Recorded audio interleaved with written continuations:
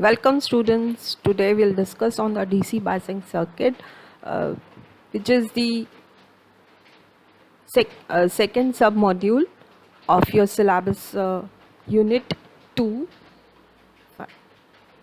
In this DC biasing circuit, the contents covered will be displayed in the next coming slide. So contents, voltage divider biasing circuit you have already seen, and this is in continuation with the slide that is various biasing circuits which you have studied in FET module. Here we'll be covering some numericals. So emitter bias,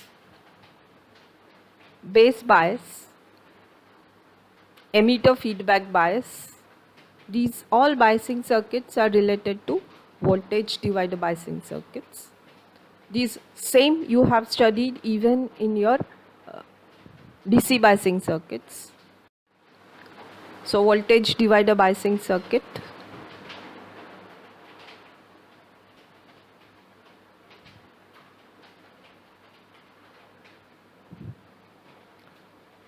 This configuration is dependent on the transistor beta factor. So beta factor is termed as a DC current gain. Analysis is exactly the same what you have done. So it is analyzed that it is sensitive to change in beta is very small. Properly chosen the circuit parameter, resulting level of VCEQ and ICEQ is totally independent of beta. This is a very good sign and a positive sign, where it will help to maintain the stability of the circuit, as well as keep operating point fixed in one region, that is in active region. So Q point is defined for a fixed level of ICEQ and VCEQ, which is in connection to the point 3 in the slide. So level of IBEQ may change, but the operating point on the characteristic remain fixed. This all credit goes to a point 2, wherein the beta is very less sensitive, and due to which the levels of VCE and ICE are totally independent of beta. We have also studied that beta is dependent on temperature and stability. So if we make the circuit itself more reliable and less sensitive to changes in beta, then we can positively say that the overall circuit is stable and it is less sensitive to changes in the current IBEQ. Q point of an voltage divider network. So Q point is decided by the level of ICEQ and VCEQ. ICEQ is the collector current flowing at the operating point. VCEQ is the voltage between the collector and emitter terminal at point Q. So the level of IBEQ may change, but the Q point remains fixed. So here you can see these various characteristics are being shown, but if we are taking this particular point, the resulting current that we obtain, ICEQ and VCEQ, irrespective of the changes in the base current at the operating point, this point Q point remains fixed. So that is a very, very good sign that our whole circuit is totally independent of the changes in IBQ and helps to maintain the Q point fixed. So exact analysis of voltage divider network.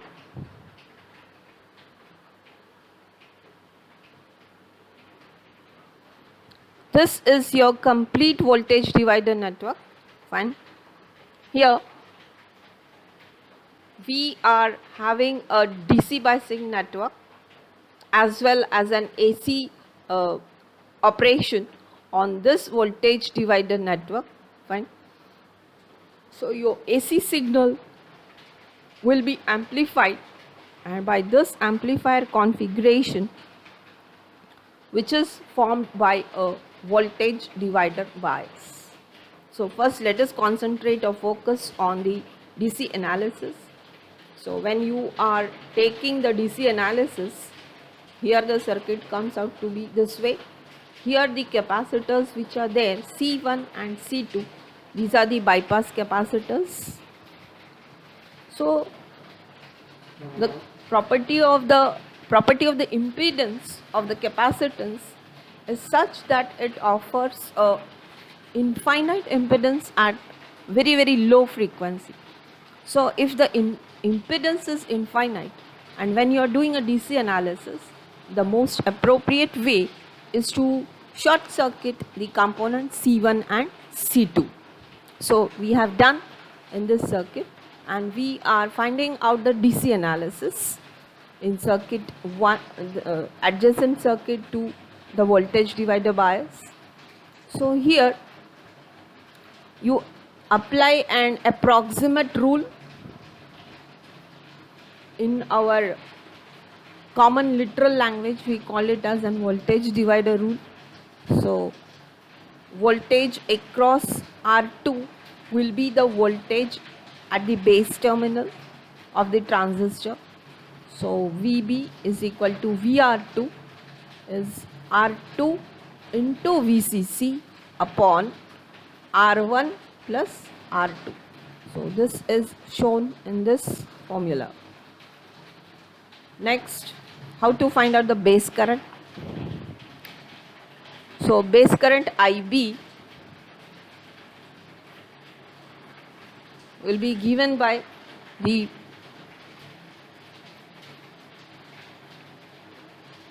current division rule.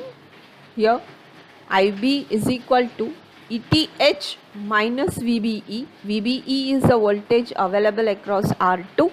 IB is the current flowing into the base terminal. So here is your IB. So that is why IB is nothing but the current flowing into the base terminal. So IB is equal to ETH minus VBE upon RTH plus beta plus 1 into RE. So RTH is a solution where it's a parallel combination of the component resistors R1 and R2. So this step completes your DC analysis. This whole step completes your DC analysis. Fine.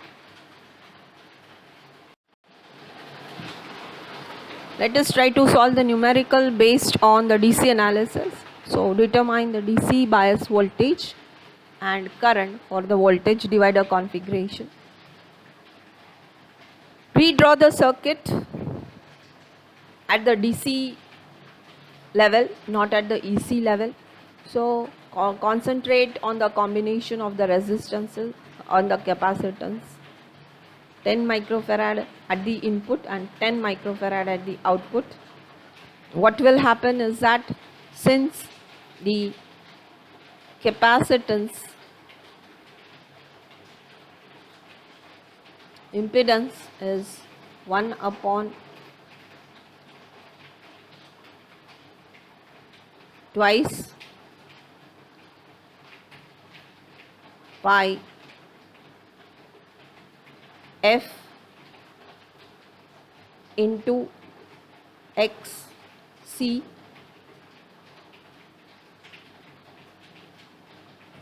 the impedance will be infinite. So C is equal to infinity.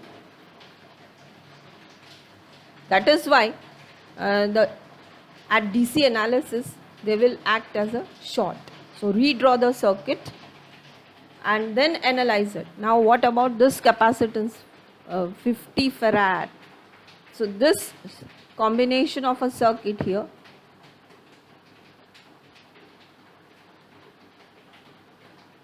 it will be something like this.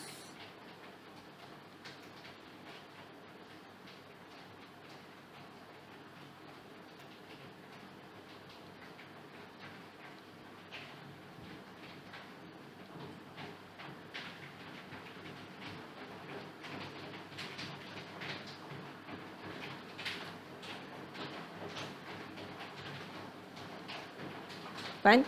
So that is why even this whole branch will be shorted.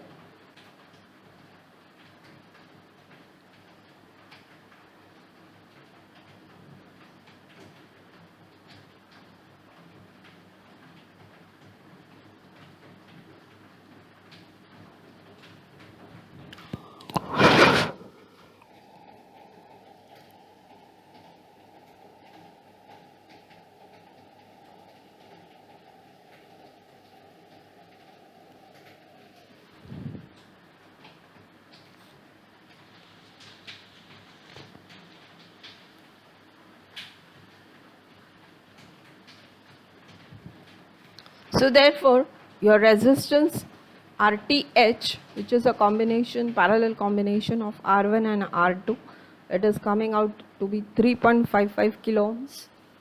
Current into the resistance RTH is nothing but whatever voltage you get at this point, that is ETH minus VBE upon the total impedance, that is RTH. So here it is given RTH minus ETH minus VBE upon RTH minus 1 plus beta into RE. So substitute the values, you will get the value of ITH. Find out the value of IB. ETH is nothing but equal to IB in the present case in the voltage divider. So this point we have to emboss in our brain, that the current IB is equal to ITH, and this is a universal relation, that is IC is equal to beta times IB. So the current comes out to be 0.84 milliamperes. So this completes your problem analysis. Our problem statement is complete. Then approximate analysis, it is figured over here, all the steps that we have done. So beta does not appear and IB is not calculated. Q point is independent of the value of beta. So our system is stable. If Q point is independent of the value of beta, our system is totally stable.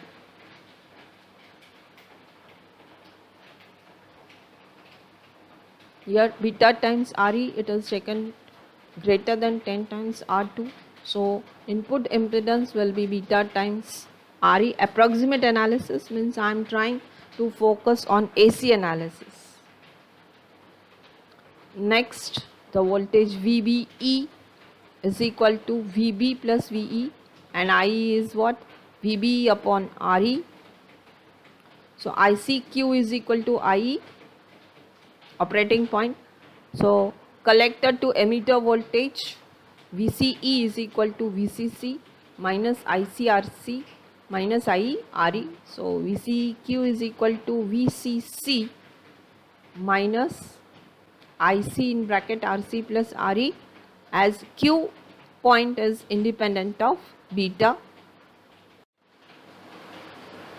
So repeat the analysis of the previous numerical using the appropriate technique and compare the solution for ICQ and VCEQ. So step 1, test it whether your beta times RE is greater than 10 times R2, and that condition is satisfied. Fine. Then step 2, try to find out the base voltage, how much it comes out to be. The formula used is R2 VCC upon R1 plus R2, which is 2 volts, quite sufficient high. Step 3, we try to relate that VB is nothing but equal to the equivalent voltage that we have calculated, or is the primary difference between the exact and appropriate technique is due to the effect of RTH. So VE comes out to be 1.3 volts. VE is the voltage across the emitter terminal. ICQ is equal to the emitter current flow. So it is VE upon RE.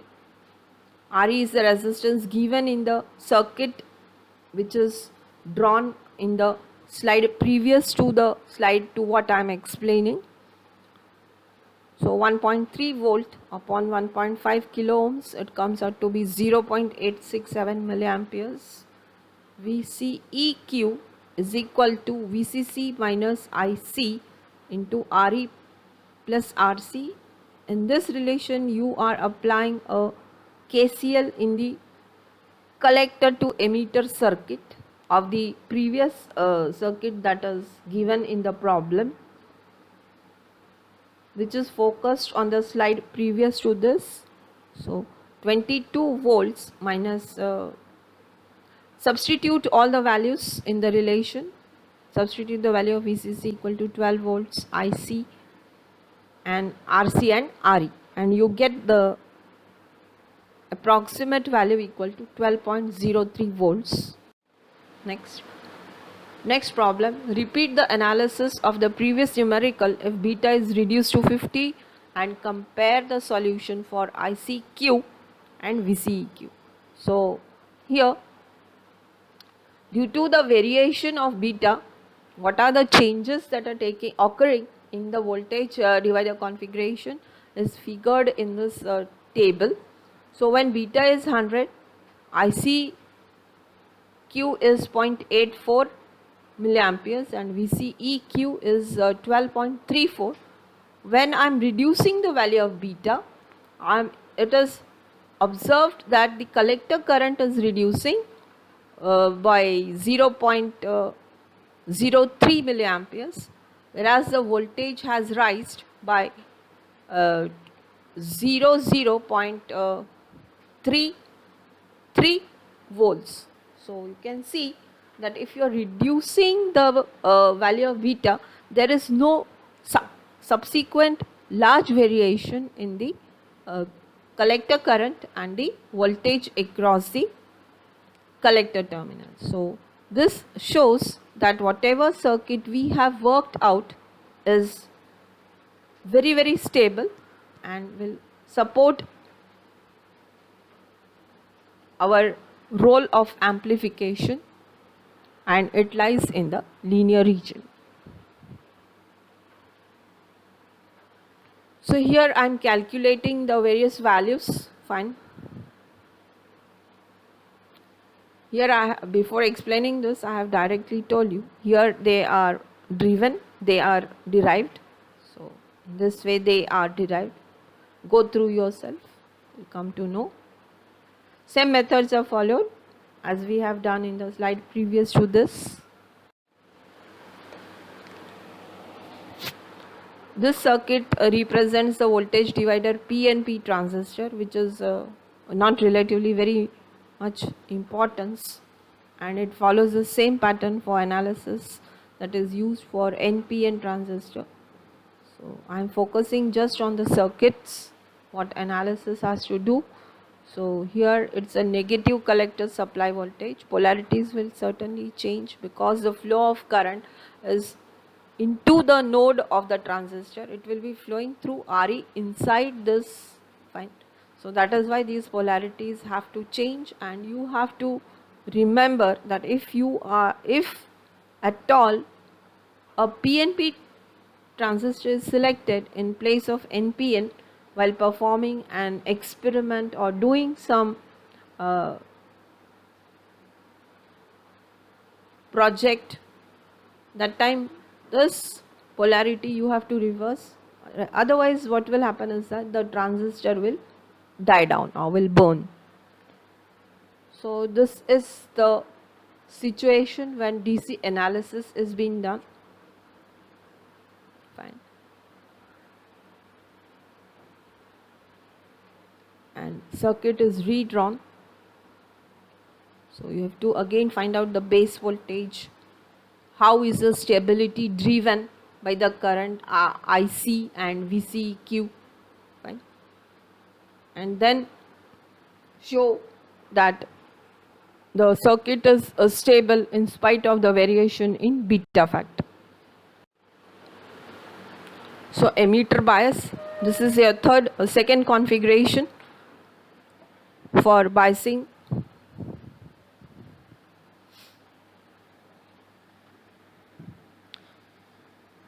So we are trying to find out the voltage VB, VE and VC. This is your actual circuit. These terminals are connected together. You are connecting VEE, VCC. This is your figure A and this is your figure B. Fine. So KVL is applied to base to emitter terminal of the circuit in figure A, which shows this relation. What are you going to do out of this relation is that you are going to find out the current IB. Right? So using Ohm's law, VRE is nothing but IERE. So that will help you in finding the emitter current. From the emitter current, knowing the value of the DC current gain, you will be able to find out the base current. After knowing the base current, you substitute it in this main relation and find out once again the emitter current. Fine. So voltage with respect to ground, VE voltage with respect to ground, VE is equal to VEE plus IERE. So VB is nothing but VE plus VBE and VC is this. So it is the difference of VCC minus ICRC. So this complete your analysis to an emitter bias circuit. Okay.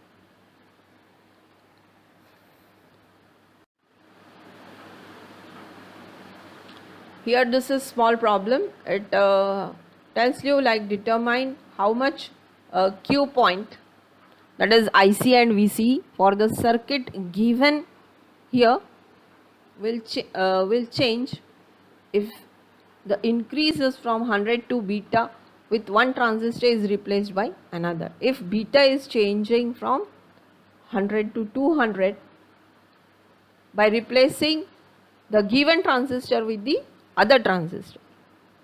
Let's see one by one. Here we are doing comparative study. Everything is all parallelly. When beta is equal to 100, beta is equal to 200. So beta DC is 100. Calculate all these parameters till this particular step. Fine. So IC is nothing but IE is VCC minus VBE upon RE plus RB upon beta DC. Similarly, IC is minus 15 volts.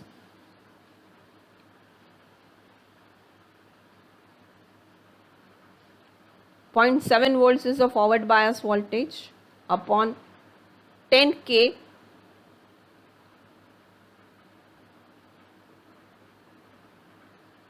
plus 47 kilo ohms by 100. 100 is the beta value. So IC comes out to be 1.3 milliamperes. Similarly, follow the steps when beta DC is equal to 200 and derive and come to the solution of IC1 and IC2. Here you compare them. VC1 you find out, again VC2 you find out. Fine. VC1 when beta is equal to 100, VC2 when beta is equal to 200, VE1 when beta is 100, it is 1.3 volts, VE2 when beta is 200, you get as minus 1.2 volts. Similarly, calculate VCE1 and VCE2. Okay. Then find out the percentage change in the collector current when beta changes from 100 to 200. So take a difference of these two voltage, IC2 minus IC1.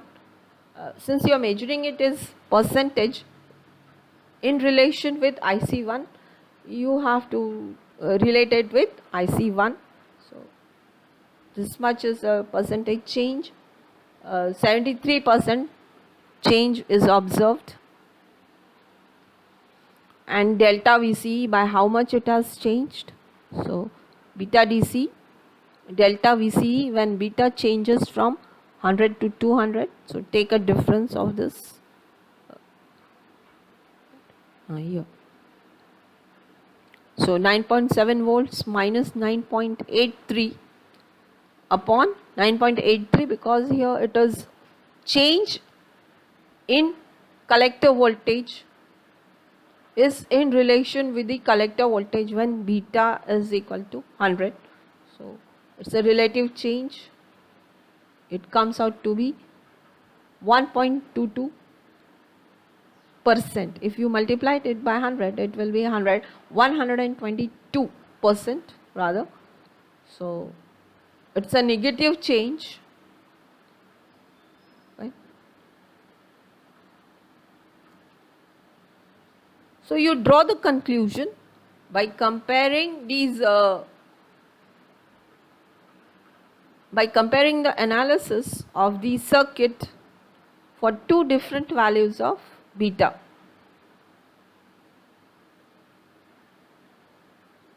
So conclusion I draw is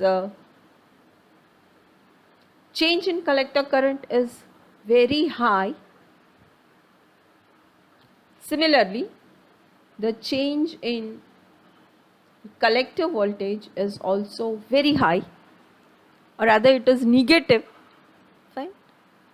So if the voltage is decreasing, collector voltage is decreasing, certainly there will be rise in the collector current. So whatever is the Q point decided at a present state will not remain stable, due to the effect of change in collector current due to a factor of beta. Beta is dependent on the changes in temperature, and temperature defines change in this overall relative change, that is change in beta, change in temperature, change in current, decides that the transistor is highly unstable and doesn't concentrate on or focus in the linear region. This point keeps on shifting because of the change in the value of beta. Okay. So if a transistor is replaced for the same configuration, you will have to incorporate some new changes in the values of the component, that is resistances. Various resistive components you will have to change in order to again make the circuit to be stable. So it is not affordable to replace a transistor in any ways. This is the main conclusion.